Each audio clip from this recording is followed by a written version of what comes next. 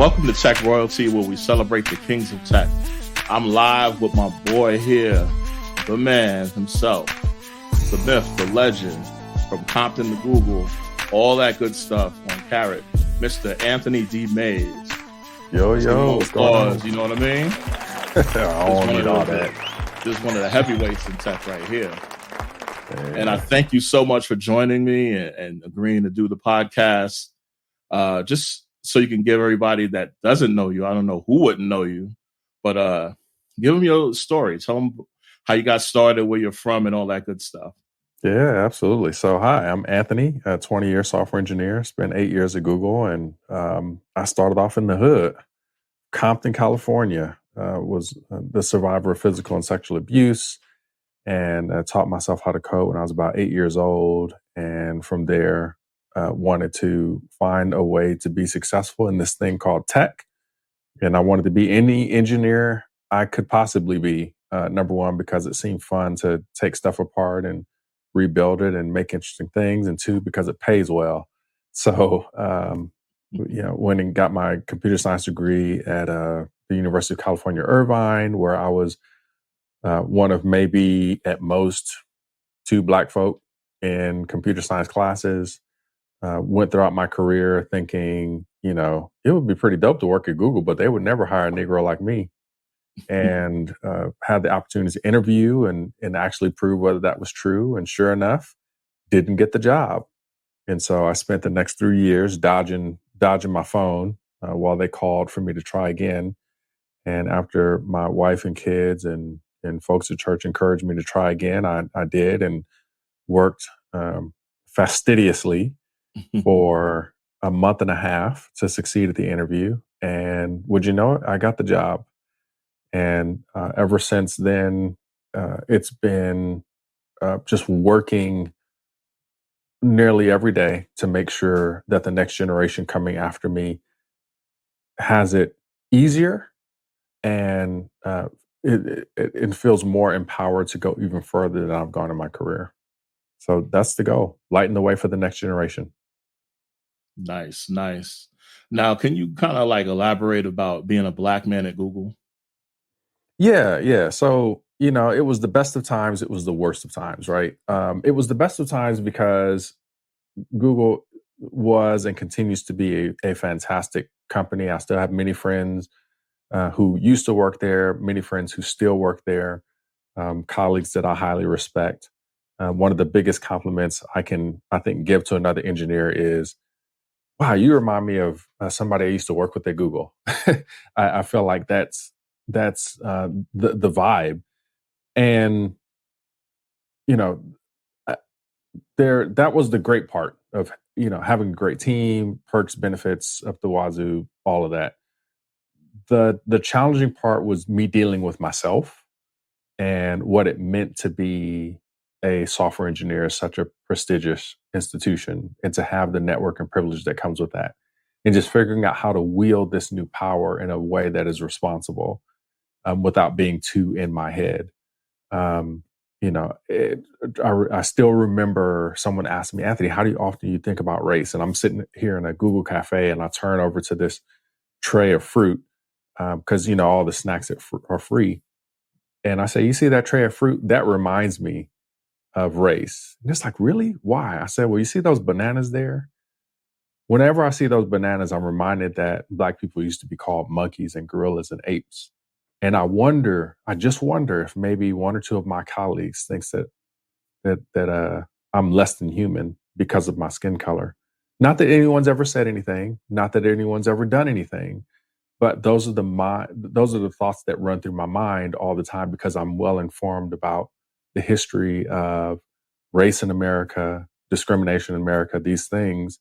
And I still continue to be concerned about them, because I think that they are still ever-present threats in our society. And the moment that we forget is the moment when those things are allowed to thrive in new and interesting ways. Nice. And how did you kind of change your mindset and get around all of that? Yeah, so I'm the kind of person where if I'm not busy, I'm thinking about a lot of stuff in my head that I probably don't need to spend a lot of time thinking about. And so I try as best as I can to be active and busy and working towards a goal. Because if I'm not working towards a goal, if I'm not working towards a solution, then I'm just spinning my wheels, wasting time. And I don't want to be that kind of person. And so I'd rather be about the work than to talk about it or to talk about it alone. So my goal became to be an advocate and a voice and a champion and a thought leader for what I thought positive change in industry could look like and should look like. And so that led down the route of becoming a content creator and in many ways an influencer. Not a way that I describe myself. I've been told that I'm an influencer. But my goal is always the same: to put information into the hands of those who can use it and who historically haven't been privileged enough to receive that information. And so, I've tried to lend my voice and my platform, and honestly, Google's platform, in a way that helps this next generation of technologists, whether they're young, whether they're old, whether they're formerly incarcerated, whether they are whatever skin color it is, whoever you are.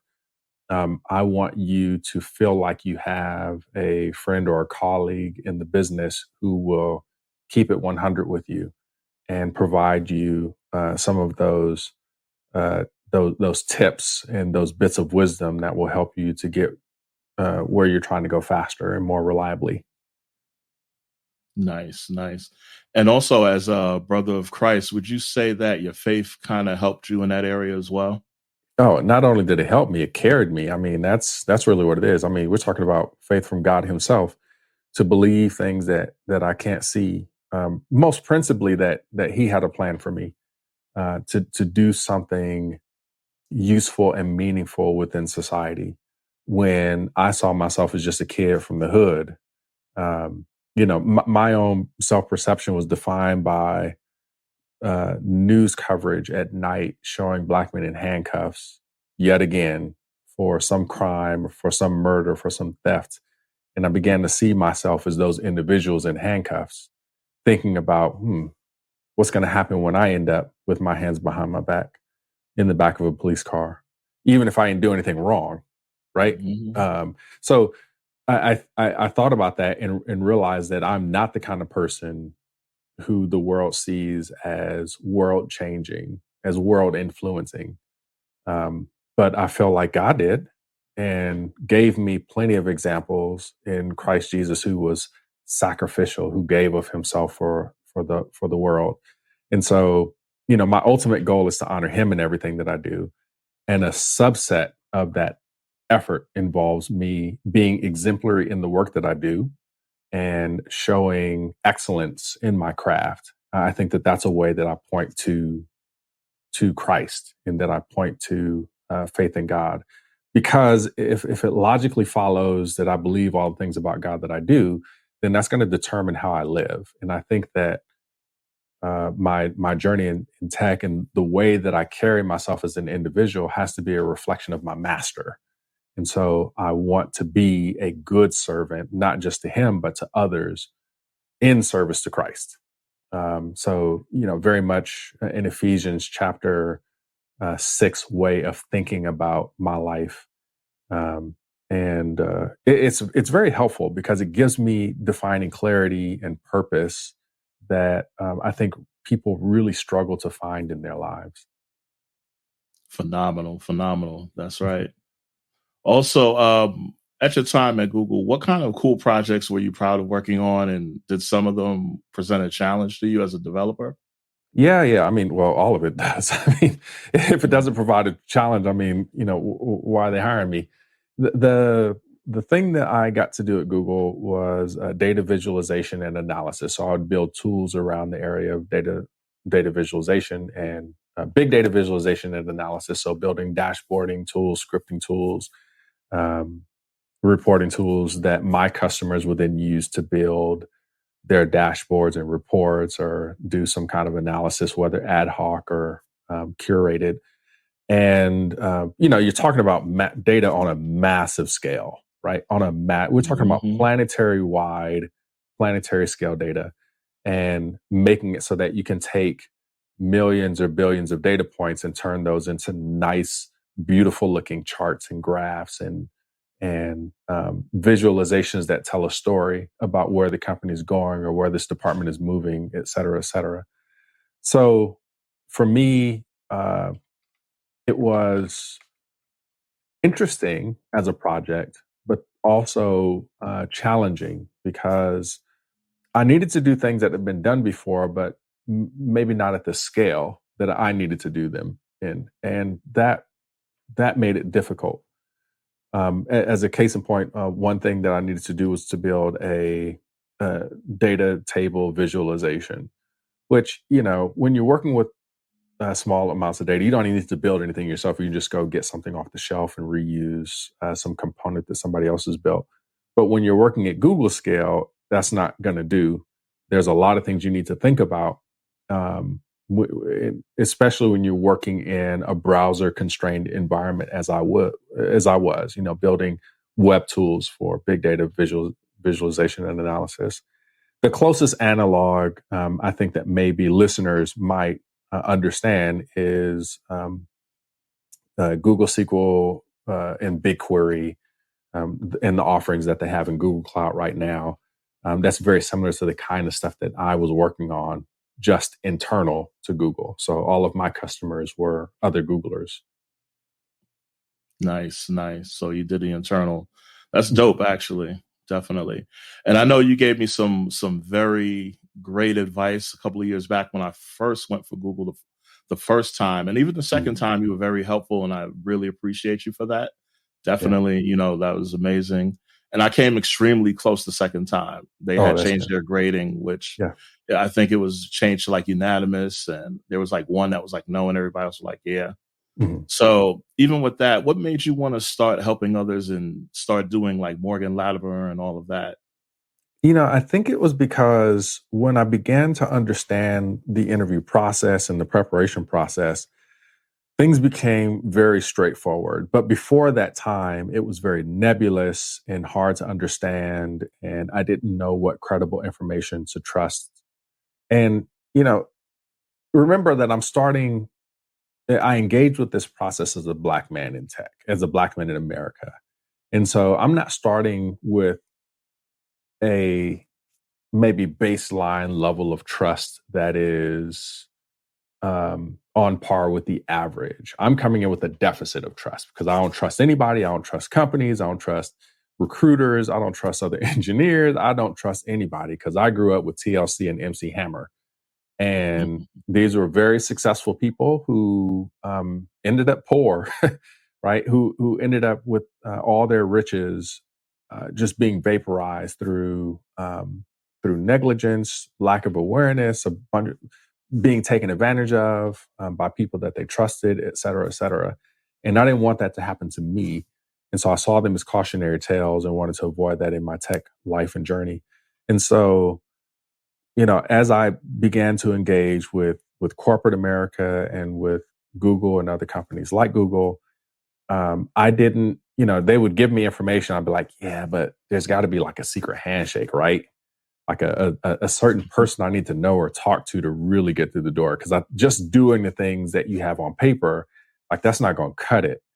And so I would scour the internet for a bunch of information and just tried to build for myself a picture of what the reality would be. And, the first time was very frustrating because I ended up trusting the wrong information and studying the wrong things for 2 weeks. And it wasn't that I wasn't smart enough. It wasn't that I wasn't skilled enough. It wasn't that I wasn't willing to work hard. It's that I was just missing the information. And I felt that I could, in some small way, fix that and be influential in taking that off the table as an impediment for an entire generation of underrepresented folk. And so I tell people all the time, like, this information that I have is information I worked hard to learn. If you're not willing to work hard for this, to really comprehend it and understand it and make it yours, don't waste time with me. Just don't, because it's not going to help you. I can't teach you how to have the right work ethic. I can tell you what it is, but at a certain point, you gotta do the work. So I intuited that there were a lot of people like me willing to work hard, ready to prove themselves. They were just missing that last piece, which is the information. And I committed myself to just doing what I could to at least provide that much to the world. Nice, nice. And you're right, because time is something you definitely can't get back on your taxes. So don't waste it. Absolutely Tell me not. about it. Yep. And what else do you do, like with Morgan Latimer? Like, is there any other type of programs, or I know you did mentorship?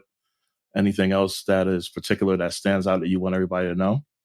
Yeah, so I primarily do career and interview coaching. I do that in two ways. One, I do that with individuals. So folks can visit morganlatimer.com and book a consultation with me where I will, assess your situation and provide some recommendations about how we might be able to move forward. And I did a lot of interview coaching specifically. So folks would come to me if they wanted to get a realistic picture of what the interview process might look like. And I give very honest and frank feedback as much as I can. If you are terrible, I'm willing to tell you that you're terrible so that you have the data and the details that you need to go and inform your study plan. I also, in addition to working with folks one-on-one, I also work with companies to do that kind of coaching on their behalf. Many companies want to recruit underrepresented talent for a myriad of reasons, and so I come in to help understand what their process is, understand who they're trying to reach, and then bridge the gap between the two. So, giving workshops and again, coaching candidates and all of that stuff kind of falls underneath my purview. And yet a third thing that I do is public speaking. So spent a lot of time last year going to conferences and talking with people from all over the country and helping them to understand more about this tech life and how to be successful in it. And I really enjoy public speaking and lending my story and journey to others to inspire and inform. Nice, nice. And I was kind of nervous to do public speaking and all of that. I'm still kind of like hesitant, but I know that, I have stuff that people need. Like you said, you want to serve others, you want to help the next generation and next brothers coming up in tech and sisters in tech. Right. But, right. So I kind of like push all of that down and kind of move forward in a way, get over my imposter syndrome, so to speak. Yeah, But that's the I thing. know that, I mean, that's the thing is a lot of people don't realize how much you've got to fight internally to be useful externally. And there are so many battles of I'm not good enough. Who am I to do this? Am I even an expert? There are other people who can do it better than me. All of this are all of these things are thoughts that go through my mind constantly, even with the success that I've achieved so far. And to some extent, that is healthy because I realize that I'm just one small piece of a larger world. It's important for me to have a humble and accurate understanding of who I am, especially in the presence of Christ. So that's good, but there's also this downside where I don't lean as much into the power that I have accessible to me, and there has to be a balance, right? I can't go around thinking that I'm the bee's knees and that I run this thing, and you got to listen to me and do what I say. But I also can't be the person who is always shrinking back from speaking truth and empowering others, and being bold about the things that I know to be true, right? And so, and it's not just within the tech world. I mean, it's also in the way that I communicate my faith and the way that I stand up for values that I believe in. All of that is connected, and I think that I'm always in this battle to be useful and to be excellent at what I do.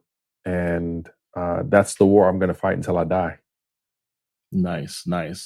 Now, with doing all of this stuff, right, and running around, speaking, helping others, and being an awesome engineer, and because I see your movements and all that, like, and you're a family man, a married man with children.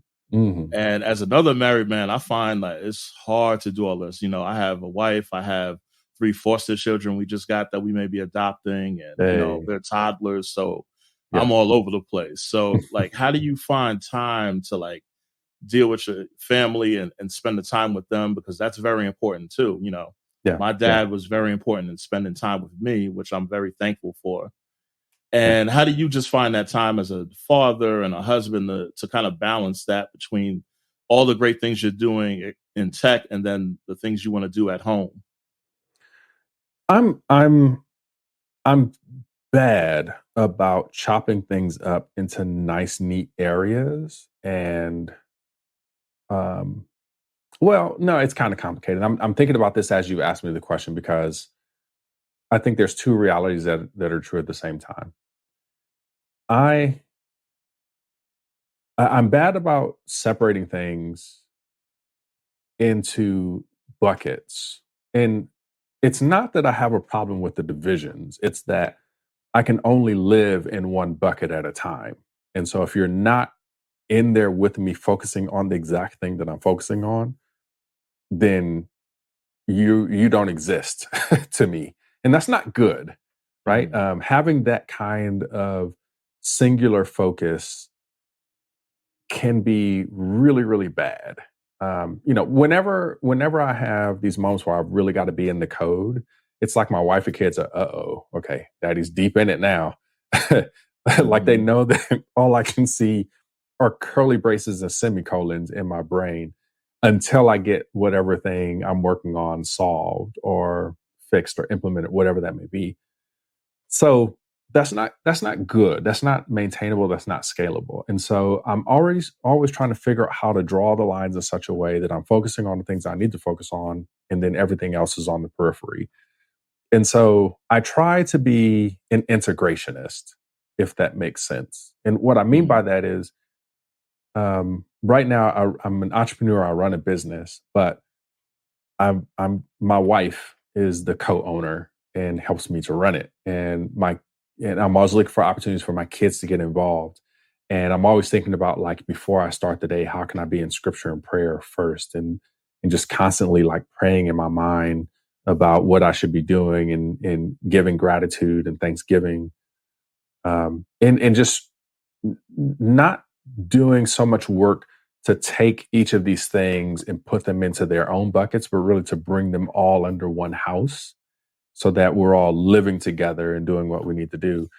My goal is to be consistent so that whether I'm on a podcast, whether I'm on LinkedIn, whether I'm at a conference, whether I'm at work, whether I'm at church, you're seeing the same consistent Anthony, who maintains the same focus on being excellent in what I do and reflecting the glories of Christ.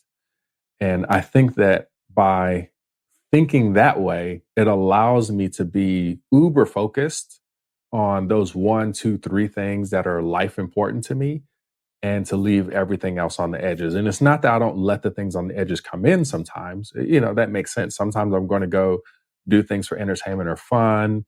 They really don't, they really aren't maybe eternally meaningful, but they are momentarily convenient.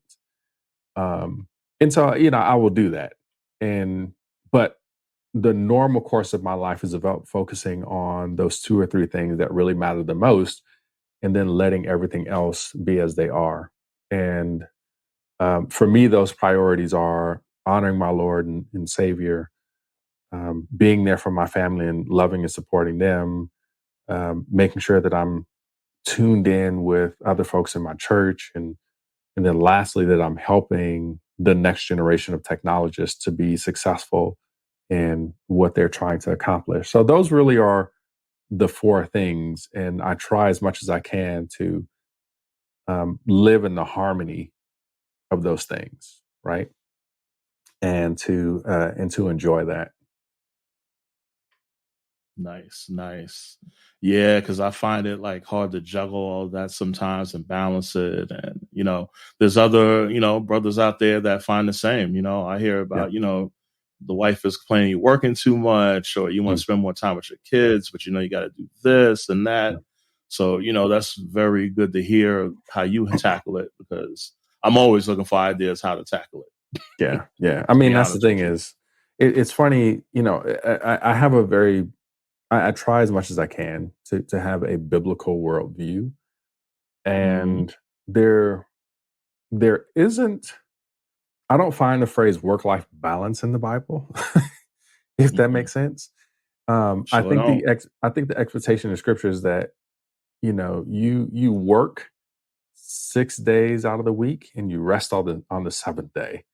So I have that kind of mindset where, ultimately I'm looking forward to ultimate rest with God in future glory when I'm dead and gone.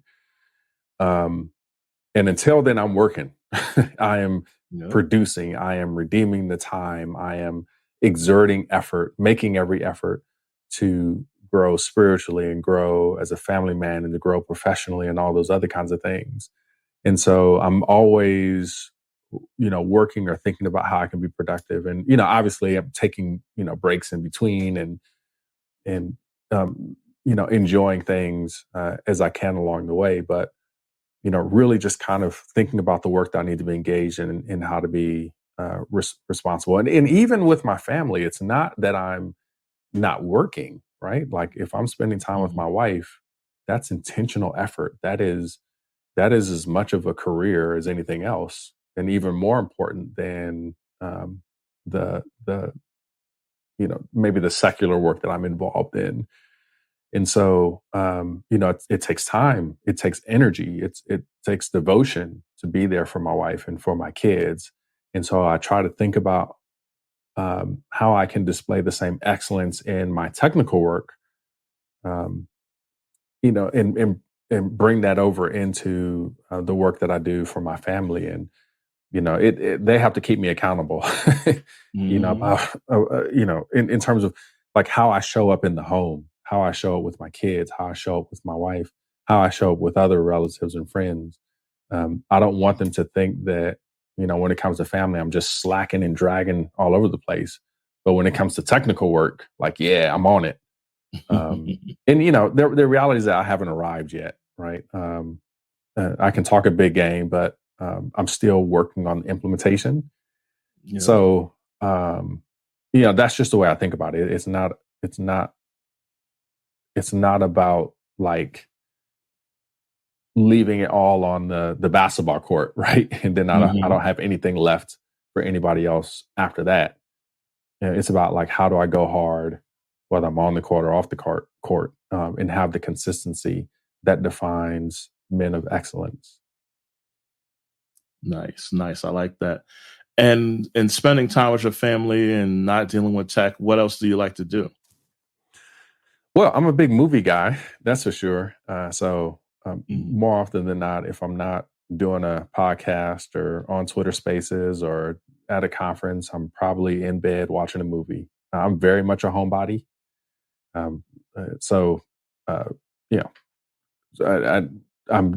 love to zone out to a good movie. And yeah, I mean, the analytical mind that I have even is at work when I'm watching movies. So I'm thinking about the director's decisions and how the cinematography is working and choice of color and music and all the other stuff.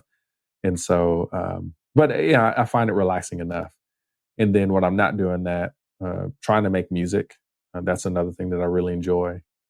And so I had the opportunity recently to work with my son, who is just a very talented and gifted musician and music producer in his own right. Nobody's heard of him yet, but they will, I believe, because he's just that amazing. And but more often than not, Bible study is my thing. That's my jam. Like being able to sit down in front of scripture and read and meditate. That's a daily habit. And one thing that I strive to do more than anything else, just having that private alone time and thinking about life and thinking about my Lord and how I can serve better. It's what centers me every day. Nice, nice. Yeah, I saw the thing with you and your son online. I was like, that's dope. You get to do music with your son. Yeah, it really is great. I mean, I was remarking the other day to my wife, like it's good to like have an idea and be able to turn to my son and be like, "Yo, let's do something with this." And it doesn't start off as anything, and or it starts off as a kernel of a thing, and then it just becomes this conversation that's a yes and like, yes, I really like that, and let's add this other thing. Mhm. And then he'll be like, yes, that's great, but let's also add this. And so we're just going back and forth. And it also helps to filter out things that maybe don't work or to keep me from being inside my head too much. And I think that that's also the key to good team collaboration, right? Is this idea that I'm bringing things to the table, but so are you. And instead of me spending all of my time wondering um, if what I'm thinking of is worth it or if it's crazy, I can get the quick feedback from you. All I need is a head nod or a no, that ain't it. And you saved me like an hour of going back and forth with myself. So it's a gift to be able to collaborate with someone, on that level and to see my son grow into that level of maturity. And this is again, it's the same kind of thing that I look forward to when I'm working with anyone or collaborating with anyone. And when we talk about things like diversity, equity, and inclusion, there's a way that that shows up in our personal lives every day. And if we understand those concepts rightly, then even in our personal relationships, we'll see those qualities and attributes that are good and enduring show up in our family, with our friends, with our colleagues, et cetera, et cetera. So it's not just a 9 to 5 kind of a thing. It's it's a whole life philosophy and mindset. Nice, nice. I love it. I love it. So also, since you've started your career up until like currently, what changes have you seen in tech? And like, what do you think is gonna change? Or if you can kind of, I don't like to say predict, but if you like see what's gonna come up ahead of time. Yeah. So because I've been in this thing for over 20 years, I've seen just some of the advancements in tech, those world changing innovation. So first there was the personal computer and the fact that we could have computers in our homes. Then came the internet and the world changing shift that brought in the way that people thought about themselves and what they were capable of and their access to information. Then came mobile technology and the ability to fit that all of that power in the palm of your hands anywhere you were going. Then we started to get into and are continuing to move through this era of AI and machine learning and computers being even more useful at assisting us with complex tasks. Of course, now we've got Chat GPT and large language models and all of that stuff.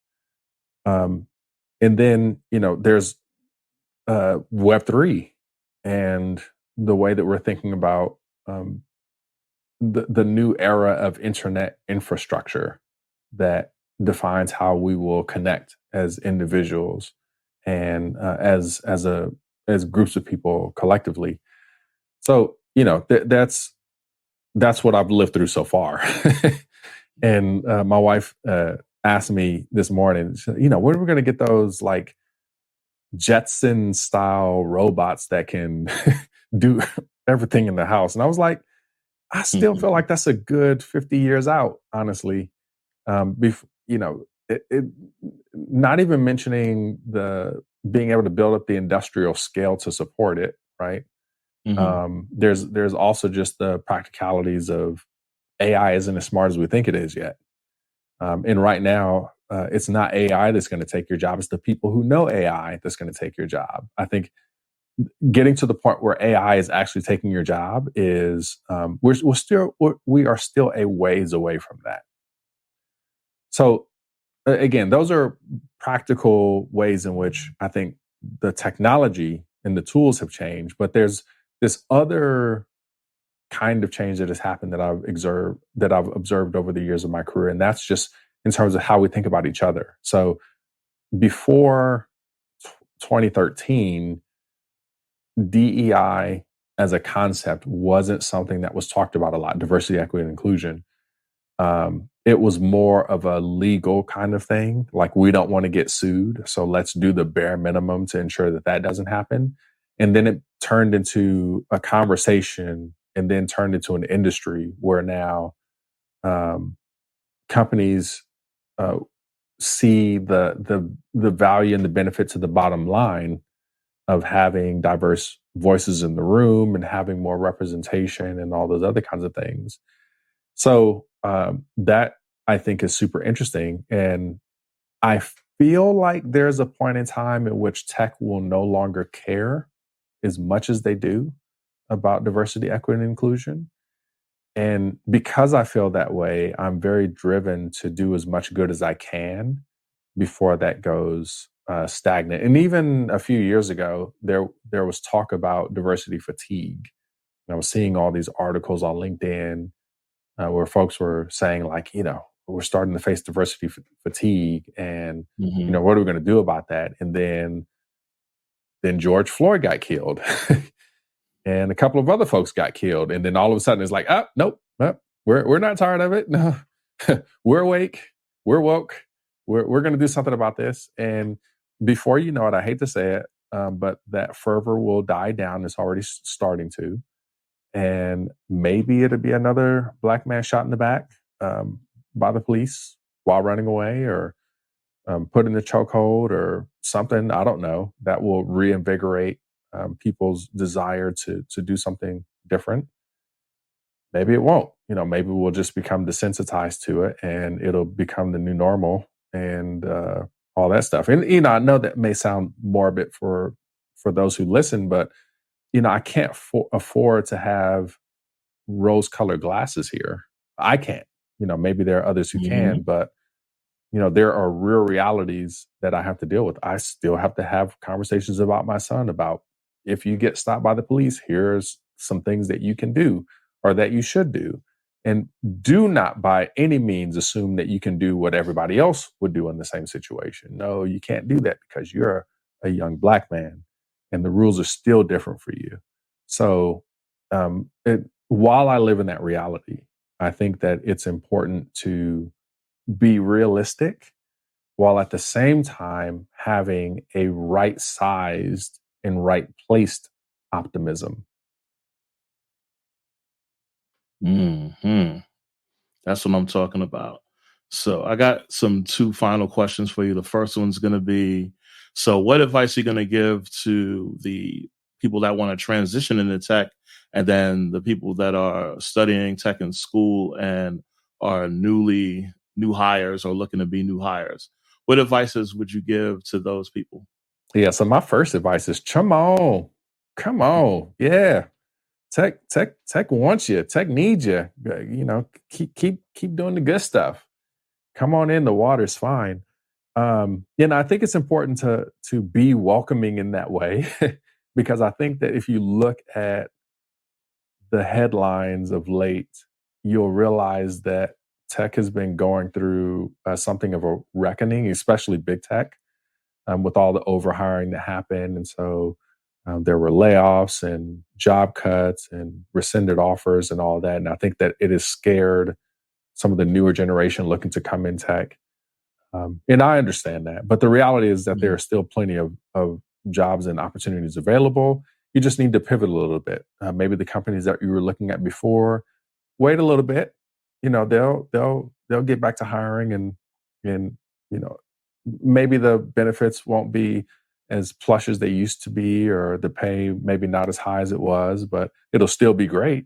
It'll still be a whole lot better than a lot of other places. So I want to be welcoming and help folks to have a realistic expectation. But the second thing that I want to encourage anybody who's looking to transition into tech, I want to encourage them to understand that tech really isn't that different. It's not as different as you think it is. Tech is really about the tools that we use, but there's still companies, there's still managers and HR teams and cooks and lawyers and all that stuff, right? That are involved in the process of making a business run. There's still a bottom line, and the company still needs to be making money. So, if you were coming brand new into tech, you're going to learn a lot of the same things that you would learn in any other industry. If you've been in industry for a while and you were transitioning into tech, all of the skills that you learned up to this point are transferable, or many of them are, and they still matter. And you want to leverage that. So, but the other part of that argument about tech not being that different is that just like you have to apply hard work and effort to be successful at anything else, you've got to apply hard work and effort to be successful in tech. And a lot of this is going to be, frankly, boring and frustrating and difficult. Just is what it is. But if you can push through that, you'll find a great deal of success and hopefully joy from being able to do meaningful work and labor that matters. Nice. Yeah. Also, about what do you think about gatekeeping? Does it exist, or are we gatekeeping to some degree? Or sure, yeah. I mean, yes, of course. But I think that the tech world is more aware of that anti-pattern and trying as best as it can to work against that, or at least some people are, right? Because tech is a concept, it's an industry, it's soulless. There are people in tech, and some people are gatekeepers, some people are discriminatory and racist, but some people are genuinely interested in being helpful and nurturing and kind and useful, and those are the people that I like to rock with. There's always going to be some level of gatekeeping because gatekeeping is lucrative and you can make good money from that, or at least protect your corner of the world for a time. So that's always going to be around. But and plus it makes people feel good when they can tell people no, right? And block access.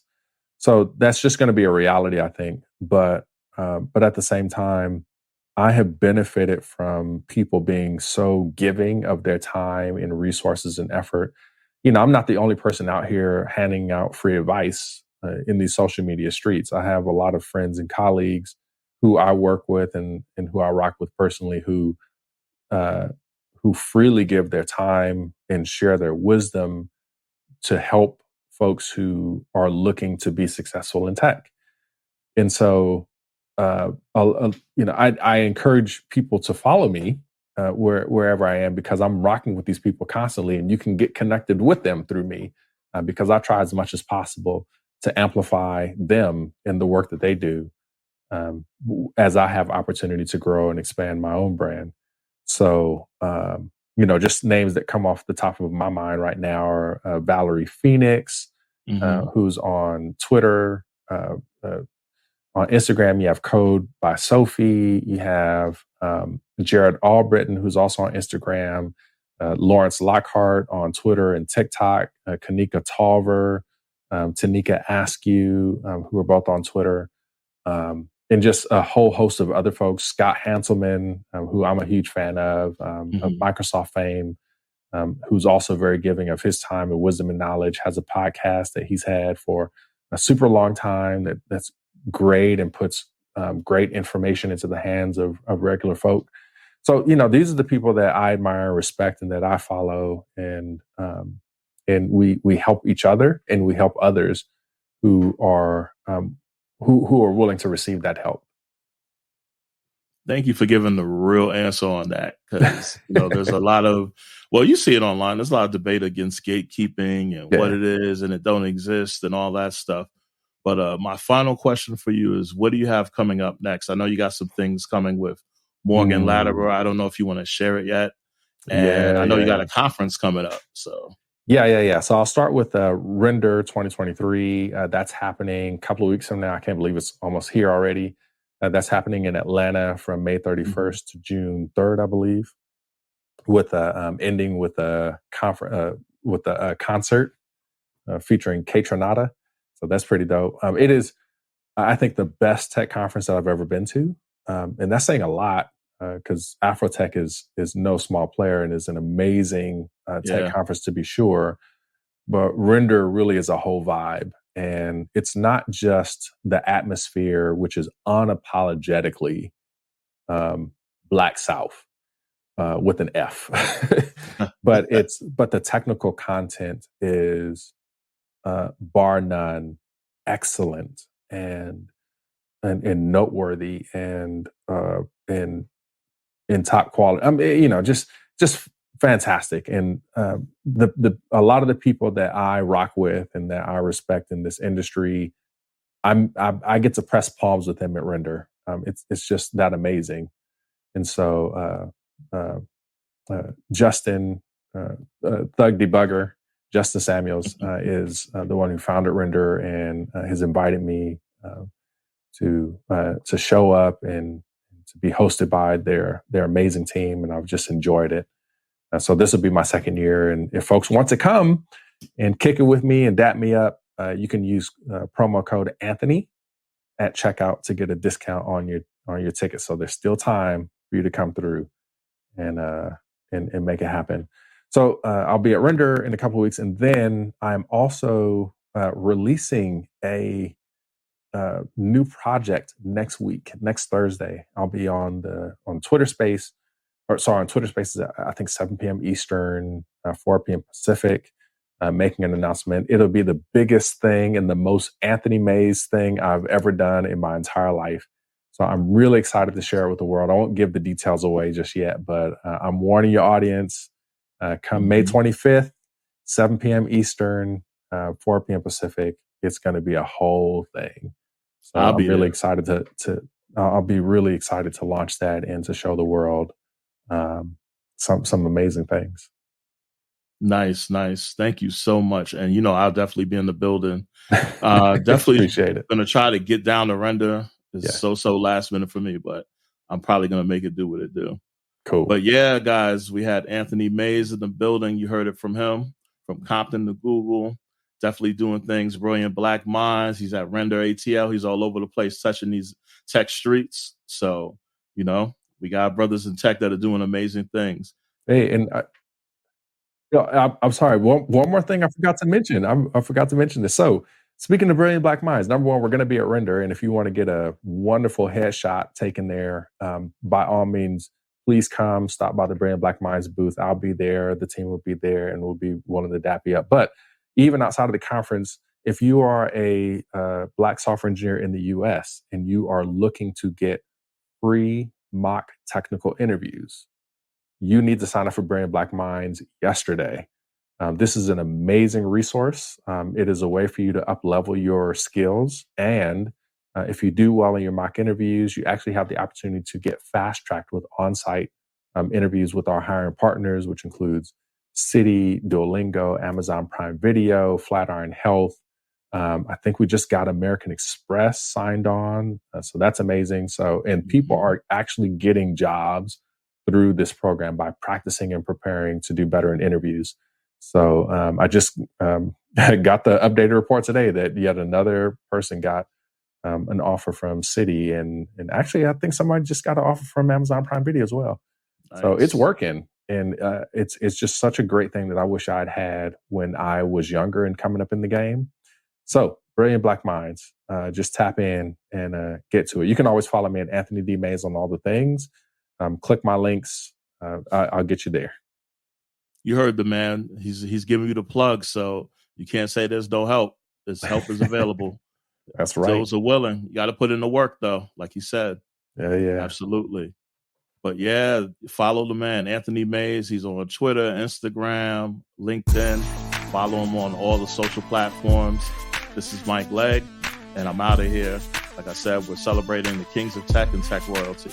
Peace.